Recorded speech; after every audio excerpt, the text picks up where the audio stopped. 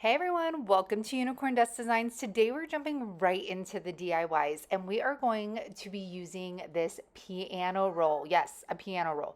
Bree from Upcycle by Bree made these famous, and I was able to get my hands on some. If you guys are interested, join the Whatnot app because I have been selling them on there. But today we're going to make it into some fall decor. So I'm going to roll this out enough where I could still see the original stamp, and I'm going to use the Charlotte stamp. And we are going to layer. So this is a great opportunity if you're not used to layering to learn how to do so. So we're going to grab Charlotte and we are going to put her, this is just a cutting mat. You could also buy a stamp mount as well. This is just like a cutting mat from Dollar Tree I cut up. I'm going to use black permanent ink. However, you could use colors as well. And I'm going to flip her on around on the bottom right side. We're going to kind of build an image around her. And I'm going to press that down. And you guys, oh my, just wait for it. When I lift this up, how much detail. Look at that. Isn't that stamp gorgeous? All right, so now we're going to lay a mask. You should have masks with all of your stamps. You're going to lay that on top of her. And now we're going to take this pumpkin stamp. Unfortunately, this is an old one, you guys, so it's not available. And I'm going to lay that over her neck. And you can see how with using that mask, it doesn't cut into her image. It looks like it's behind her, and that's what we want to go for. Now I'm going to put the mask on top of that other pumpkin because I'm going to layer a second one over here to the side. There we go. So now that it looks like it's like staggered.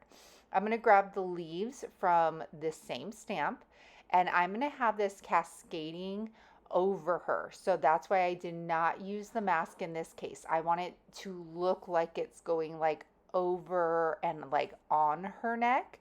And then I am going to grab from, oh no, wait. Now I'm going to ink it up because there was like a little spot missing. I'm going to wipe back the leaf that I do not want ink on. I don't need this like big leaf over here. I just want this skinny little strand of leaves because you'll see the little bare spots here right in the middle. You can't miss it right there. And so I'm just going to stamp that. Now I'm going to take the garden bouquet stamp. You guys, I do have all of these in stock from the summer release on my website, links in the description box. I don't know why, but I'm obsessed with the daisies in here. I used it on that last mirror I did with this stamp. I'm going to grab the stamp, and what's nice about the masks now is they printed the images on the mask, so you can really get an idea of what it's going to look like. I'm going to get that stamp. I'm going to ink it up, but of course, I'm going to use my mask. I end up needing to get the mask for her as well.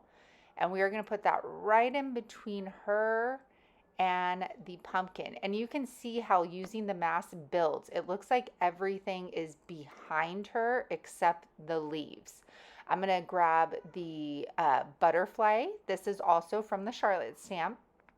And then I'm going to finish it off with some leaves over here on the bottom part. I didn't think it looked right bare. And because the leaves were so subtle, you were still able to see the original marking. I'm going to grab a thin popsicle stick and put that on the bottom so that it doesn't roll back up when hanging. And to hang it, I'm just getting some thin floral wire, wrapping it around the end of the tube, and then I'm going to bring it over and wrap it around the other end. And these you can roll back up to the way that you place the popsicle stick. You can definitely roll these back up. And like I said, these will be available on my next Whatnot show. So look at how good this image. And even if you didn't have a piano roll, you can be doing this on a piece of canvas, a piece of wood. It does not matter. I just wanted to show you the layering of it. And I am so feeling still the fall, like neutral decor. And this fit right in with that. The just like the brown. I absolutely love this, you guys. And who knows, stay tuned for the IOD like Christmas release. I don't know what it is, so sorry to excite you, but who knows what we'll get this year. Now, these are so easy. If you are somebody that resells or does craft fair, Stay tuned. Watch this. So these are just 12-inch rounds. They're the thin ones you could get at Hobby Lobby, Amazon. I even think Dollar Tree sells these now. I'm using Chiffon by Rust-Oleum. I am trying to get rid of it. And you guys, this paint was thick. Okay, it's been sitting down there for a long time. I'm gonna roll this on. I think I did like 6 at a time. After they were done, I'm going to grab this stencil. I created this on my Cricut, and you can too. I just use 7mm Mylar stencil film. And then I think you just need it, it's either called a deep blade or a knife blade on your Cricut. And if you guys want a video on how to do that, let me know and maybe I can make a quick one. And this is a great way of making multiple things at once. This helps because one, I'm not using stencil vinyl, so I'm not having to weed something out multiple times. And then I'm not using regular vinyl for his face because I can't guarantee the longevity of vinyl. So I rather like hand paint my images on. Look at that. And look, I just move on to the next one. Set that one over. I'm going to lay that stencil right back down on here. And I don't need to wipe the back or anything. I'm using that sponge roller. I'm being really soft. I'm not pushing down on it to get paint underneath it. And this is a great way of making multiples, you guys. If you are a YouTube membership person, jeez, I can't talk, then this SVG will be uploaded to the membership group for free. Now to finish this off, I am going to take Dark and Decrepit liquid patina and a paper towel, and I'm just going to buff that around the round. I think this added a little bit more depth, almost like a shadowy look to it. You guys tell me what you think. Would you have left it alone? I ended up doing it to all of it, so I can't go back now. But I liked it with the dark and decrepit around the edges of it. And this is how it turned out. I was actually really happy. I think if you go on Pinterest, you've probably seen these everywhere. And I've never made one for as many wood rounds as I have done.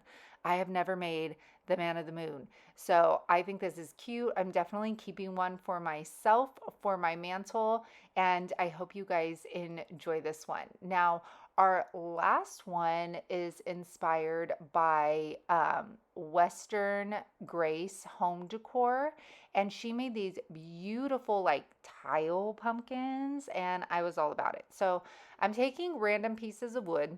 I did measure that one for you.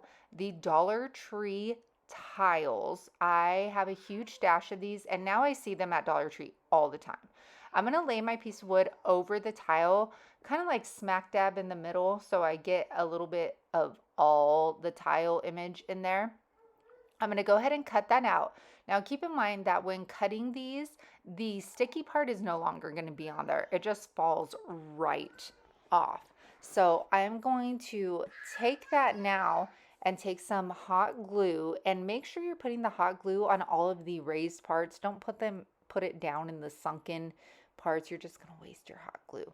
And then I'm going to lay that on. Caution, it is hot, so be careful. And I'm going to smooth that out.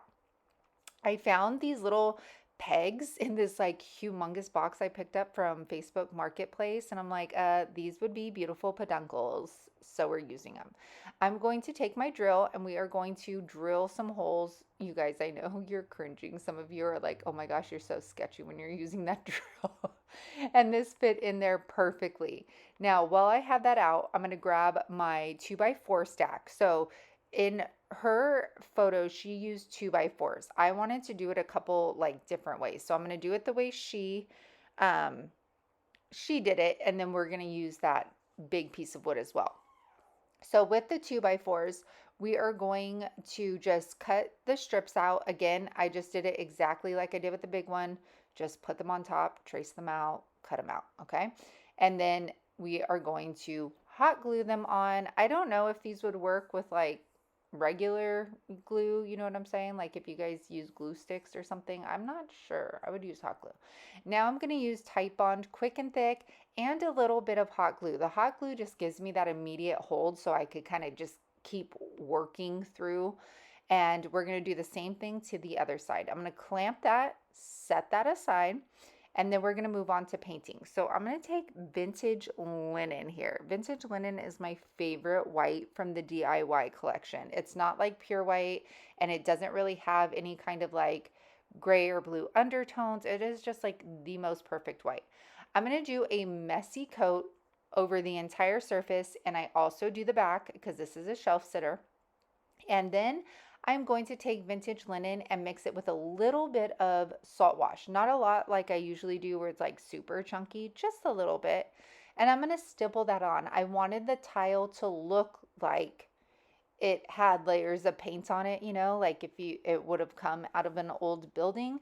That was the look I was going for here. So I'm going to stipple that on. I even go over on top and the sides. And then I'm going to take liquid patina in Pennies from Heaven. Now, you guys, this is where you just have to have fun and experiment. This definitely did not come out looking like their pumpkins, but I was just having fun with it. So I'm just putting this in random spots. And then I'm going to I took this stamp pad. It was brown, but it was like square and it was leaving lines. It just did not work. When you do it with the IOD stamp pads, like the bigger ones, this works so much better on the tiles, but this was not happening. So next thing we're going to experiment with, I took liquid patina, dark and decrepit. I put it on there and then I wet it, and I see how I'm wetting it, and then I'm spreading it. Wet it, spread it. Geez, that does, okay. And moving on.